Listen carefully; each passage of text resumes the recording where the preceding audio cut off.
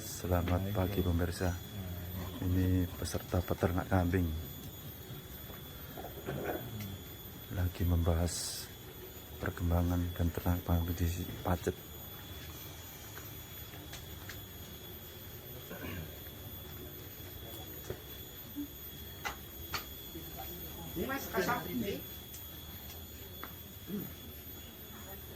Ini Pak Alek yang ngasih pengarahan peternak kambingnya. Ini Pak Sutris yang punya lahan untuk peternakan.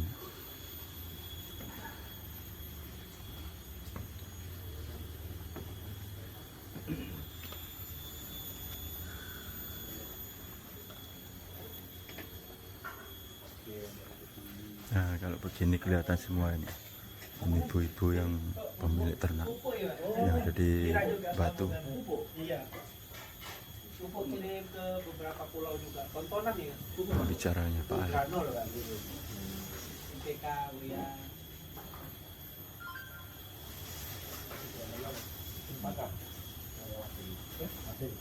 Wadil.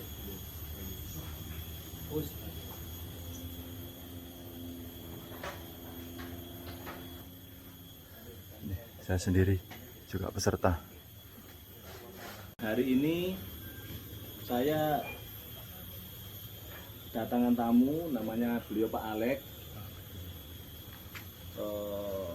Jauh sebelum kenal beliau, saya sudah melihat YouTube beliau. Yang menurut saya beliau itu bisa menjelaskan secara detail tentang peternakan, baik itu sistem perkembangbiakan, pengobatan, makanan, pembuatan makanan dan lain sebagainya. Makanya itu saya datangkan beliau kemari, tujuan saya untuk berbagi ilmu. Karena menurut saya ke depan orang-orang yang peduli tentang lingkungan, tentang pertanian, tentang peternakan, khususnya di Indonesia ini juga menurut saya kok semakin berkurang. Kalau dulu Pak, di desa-desa itu pasti ada peternakannya, walaupun 1-2 kambing atau sapi. Tapi sekarang itu sudah, desa itu sudah tidak ada sama sekali. Pertanian pun demikian, anak-anak seusia kita, di bawah kita, sudah jarang sekali yang peduli dengan pertanian. Padahal namanya makanan itu mutlak wajib ada, Pak. Nah, dengan adanya kondisi seperti ini, dan kebetulan kita juga punya, mohon maaf, lokasi yang menurut saya sangat bagus, yang atasnya kita bisa tanami buah, tapi bawahnya kita bisa tanami rumput untuk kepentingan ternak. Dan ini karena lokasinya juga cukup luas ya, kisaran 38-40 hektar itu, asumsi saya kalau di bawahnya rumput semua itu bisa ribuan ternak, Pak Alek nggih. Nah, maka itu nanti saya mohon arahan dari Pak Alek, kalau berternak yang baik itu bagaimana yang disarankan, terus apa dulu yang memang domba apa yang paling cocok untuk pemula seperti kita, terus kalau memang ada kerjasama dengan pihak-pihak terkait atau pihak lain atau sesama, nanti kita itu bisa berjalan dengan profesional. Karena menurut saya semua hal itu kalau tidak dilakukan oleh ahlinya, rugi atau bangkrut itu tinggal menunggu waktunya, kan begitu. Makanya kan sebelum campuran genetik tadi yang membuat dia pertumbuhan lebih cepat, Pak. Betul. Ya? Walaupun kesannya kok ada biaya mas kawin nih Pak, Ya. Saya tak geletak-geletak di Ya. wis beten Pak. Nah, Ya. itu Pak. Berarti kalau tadi indukan bunting tadi dihargai berapa, Pak? Berapa kilo kira-kira dia? Atau Harganya 30-35 Pak. Berapa kilo? Antara 30-35. itu jenisnya udah silangan apa bur, Pak?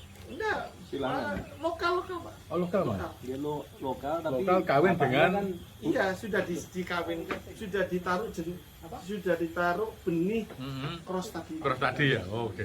Kalau lokalan kan ngejar bobot berat, toh, Pak? Wah berat. Nah, itu ya. Lokal itu kalau betina cuma 3 kilo. Tapi Iya, kalau iya. sudah di cross bisa sampai 4,5 sampai 5. Iya, iya. Yang jantan tuh lokal mentok 4,5. Mas tengah. Kalau sudah di cross itu bisa sampai 6 sampai 7 kilo. Itu valid. Luar biasa. Itu valid. Nah jadi kita memang kesannya nombor di awal ya, waduh beli kok ada ongkos kawin, Iya, ada iya. apa begitu lahir dipuspakan, nah Iya. itu baru perkembangannya. Dan enaknya kita memutar betina itu kan jual belinya murni kiloan, bukan tongkrongan ya. Iya, iya, iya. Gitu. Kalau tongkrongan itu nanti namanya begini, bapak beli gitu, wah ini pokoknya 30 kilo, harganya berapa? 3 juta, misalnya Iya, iya. tongkrongan ya. Iya, iya. Beli tak balik kan saya bilang, wah ini kurus ini apa harganya tuh. Ini Pak, kalau kenapa nggak sekalian misalnya bur dengan bur Pak? Pertimbangannya apa Pak? Atau Full blood. Full blood itu namanya memproduksi full blood. Oh, Ya, berarti... jadi kalau bur dengan bur, dorper dengan dorper Nah. itu namanya memproduksi full blood. Mm-mm. Nah, produksi full blood itu gini Pak. Pertama, satu full blood itu setara dengan 10 ekor lokal sampai 20 ekor ya. Iya, iya, oke. Anggap aja tadi 1,6 betina tadi kan ya, 1,6 ya. Kalau betina full blood itu kan bisa 30-an, berarti kan sudah 20 ekor. Oke, iya. Ya.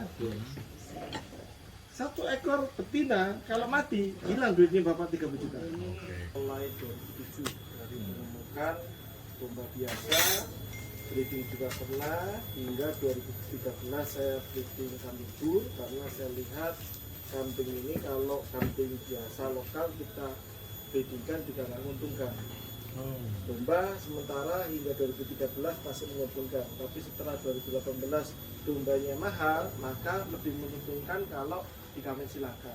Itu sejarahnya kenapa saya sampai membeli dan mengimpor hingga hari ini kambing dan domba jenis genetiknya bagus. Yang bagus itu maksudnya begini, bila ternak lokal itu kalau sapi kan, sebenarnya tahu ya, sapi itu istilahnya lepas susu ya, itu rata-rata cuma berat 15-18, tapi kalau dikawin silakan sudah 18 sampai 20 kilo.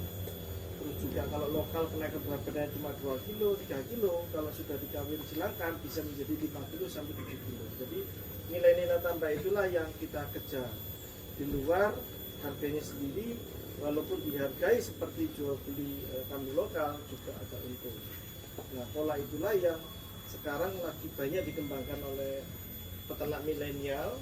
Saya bilang milenial karena kalau dulu 2007 saya banyak bertemu itu dengan bapak-bapak di sini mungkin seperti bapak ini, bapak itu aja. Lain-lain itu tidak ada, yang mas-mas ini tidak ada. Saya 2007 masuk pasar, mulai dari pasar Banyuwangi sampai pasar Trenggalek. Semua pasar ternak kenal saya masuk. Tapi genetiknya ya begitu-begitu aja. Jadi kita harus memberi nilai tambah terhadap genetik ternak itu supaya hasilnya bagus. Kalau di persapian mungkin tahu limosin tahu ya? Tahu ya. Limosin simental kan ya? Nah itu sebenarnya nama pejantannya. Tapi ternaknya sendiri itu sebenarnya ternak sapi silangan. Bibitnya dari BI Singosari, BI Pilik dan sebagainya.